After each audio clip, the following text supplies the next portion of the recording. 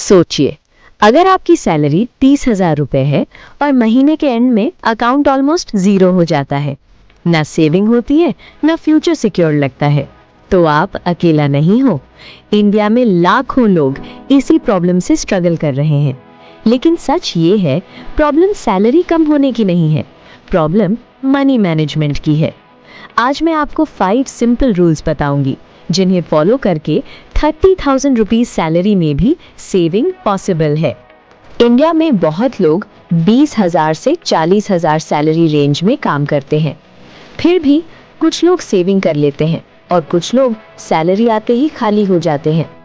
अगर आप भी सोचते हो कि सैलरी बढ़ेगी तब सेविंग करूंगा, तो ये सबसे बड़ी फाइनेंशियल मिस्टेक है।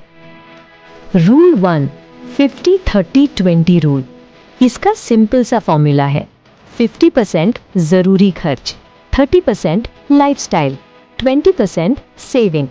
अगर आप 30,000 रुपए कमा रहे हो तो कम से कम 6,000 रुपए सेविंग होनी चाहिए।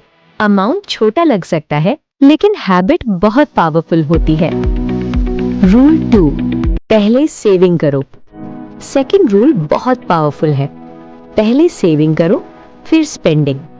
ज्यादातर लोग क्या करते हैं, पहले खर्च करते हैं, फिर जो बचता है उसे सेव करते हैं। इसी वजह से सेविंग कभी होती ही नहीं। सैलरी आते ही 5,000 या 6,000 रुपए अलग अकाउंट में ट्रांसफर कर दो। अगर आप 30,000 रुपए कमा रहे हो तो आप 500 रुपए से भी SIP स्टार्ट कर सकते हो।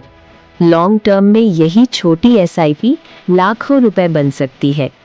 Time plus discipline equals wealth. Rule 4, small expenses control. कई बार प्रॉब्लम सैलरी नहीं होती, प्रॉब्लम स्मॉल एक्सपेंसेस होते हैं, जैसे online food, impulse shopping, multiple subscriptions. 100-200 rupees के छोटे एक्सपेंसेस महीने में 3,000 रुपीस तक पहुंच जाते हैं। अगर आप इन्हें कंट्रोल कर लेते हो तो सेविंग ऑटोमेटिकली बढ़ जाएगी। Rule 5, emergency fund.